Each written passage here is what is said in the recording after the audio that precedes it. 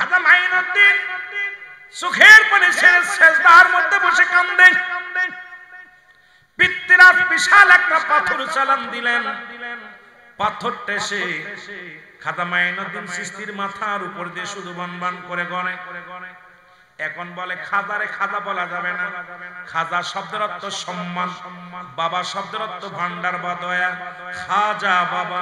এখন আমরা পীরকে বাবা বলি, এটা নিয়েও সুন্নিয়াদেরকে অনেকে বলে খাজ, খালি ওরা বাবা বাবা বলে পাগল হয়। এই বুকার দলেরা শোন, এখন কয় পীর কোন কোরআনে নাই, কোরআনে এই এই কি হইছে তোদের, কি হলো? এই তো ছেড়ে দিব, আই হায় আড়াইটি বাজে, ছেড়ে দিব, এর মনে খিদে লাগছে। পীর হলো ফার্সি ভাষা, কি ভাষা? অনেকেই বলে পীর তো কোরআনে নাই, তোরা শুনবি না, এগুলো না লাগলে হইব। হয়তো তোরা পীরের কাছে গেলি, এই পীর কোরআনে নাই, তোরা পীরের কাছে যাওয়া যাবে না। আমার বাবারা, আমার পীর হলো ফার্সি ভাষা, কোরআনে আসবে কেমনে? কোরআন হলো আরবি ভাষা, কোরআনে আছে মুর্শিদ। কোরআনে কি আছে? আর ফার্সিতে কি? জোরে বলেন, ফার্সিতে কি?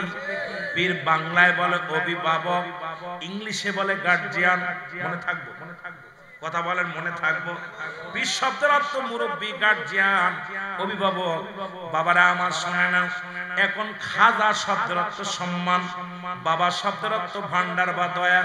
এখন যদি কোনো ব্যক্তি বলে খাজা মাইনুদ্দিন চিশতি, খাজা গরিবে নওয়াজ, খাজা ওসমান গনি হারুনি, খাজা শাহজালাল ইয়ামানি, এখন বাবা বললেই দোষ লেগে যায়।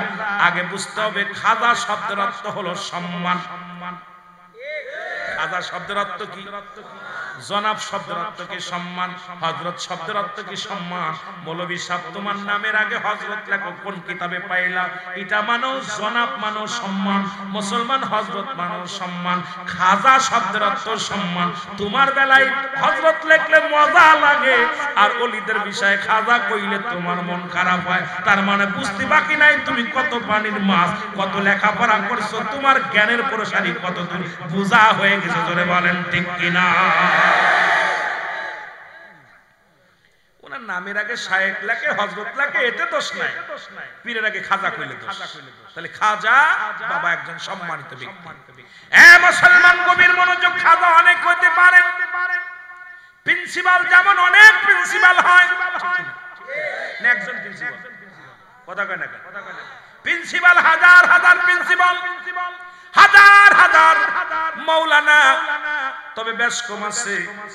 এখন বলে খাজা বললেই বলে খাজা মাইনুদ্দিন চিশতি, আর কাউকে খাজা বলা যাবে না। এই বুকার দলেরা বোঝে না, খাজা শব্দের অর্থই বোঝে না। মুসলমান শোনো, প্রিন্সিপাল শুধু ঢাকা আলিয়া মাদ্রাসার যিনি শিক্ষক, উনি প্রিন্সিপাল নয়। আপনাদের সিলেট শাহজালাল আমির শাহ সিলেট একটা বিশ্ববিদ্যালয় আছে, ওখানে যিনি প্রধান উনি প্রিন্সিপাল। মুসলমান ওখানে আলিয়া মাদ্রাসা শোনা, ওখানে ওনাকে বলা হয় প্রিন্সিপাল। মুসলমান শুনে নাও, তবে মুসলমান এই রকম প্রতিটা মাদ্রাসায়, প্রতিটা কলেজে এক একজন প্রিন্সিপাল আছে। খাজা শুধু ওই মানে সিলেট কোথায় ভারতের বর্ষে নাই, বাংলার দেশেও অসংখ্য খাজারা আগমন করেছে। জোরে বলেন ঠিক কিনা?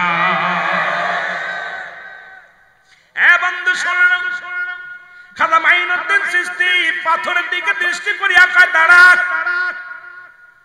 এই পাওয়ার দেখ, পাথর দাঁড়াও, পাথর দাঁড়ায় গেছে।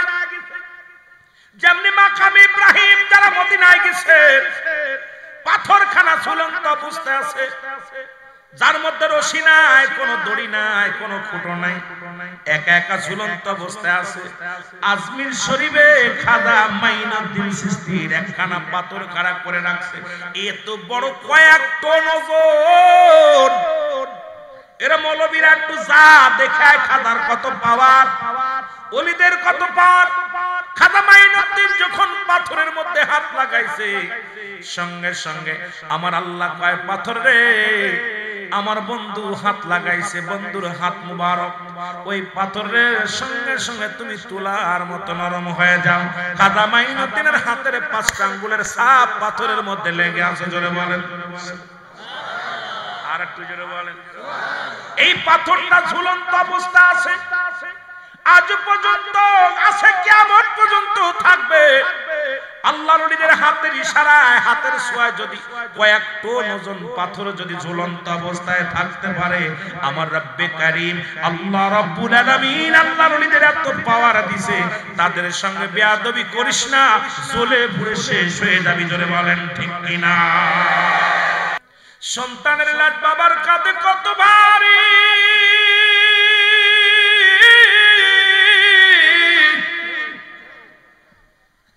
ওই সন্তান জানে বাবার লাশটা কত ভারী গো। সন্তান জানে যেমন বাবার লাশটা কত ভারী, বাবাও জানে সন্তানের লাশ কত ভারী। যে কোনো মুহূর্তে মরণ এসে যেতে পারে। ও যুবক, যে কোনো মুহূর্তে মরতে হতে পারে। মাহফিলটা আনন্দের জায়গা না, মাহফিলটা বিনোদনের জায়গা না, মাহফিলটা গুনাহ মাফের জায়গা, চোখের পানি ফেলানোর জায়গা। এই মাহফিলে এসে যদি চোখের পানি না ফেলতে পারি, মাহফিলে এসে যদি গুনাহ ঝরাইতে না পারি, শুধু শুধু রাত জেগে লাভ কি? ও মুসলমান শোনো, তাবারকটা আমাদের মূল উদ্দেশ্য না, মাহফিলে আলোচনাও মূল উদ্দেশ্য না। মাহফিলের মূল উদ্দেশ্য থাকবে নিজেরাও গুনাহ থেকে মাফ পাবো, কবরবাসীদেরও মাফ করাইব। এই দুইটা নিয়ত করে আমরা মাহফিলের ময়দানে বসবো। জোরে বলেন ঠিক কিনা?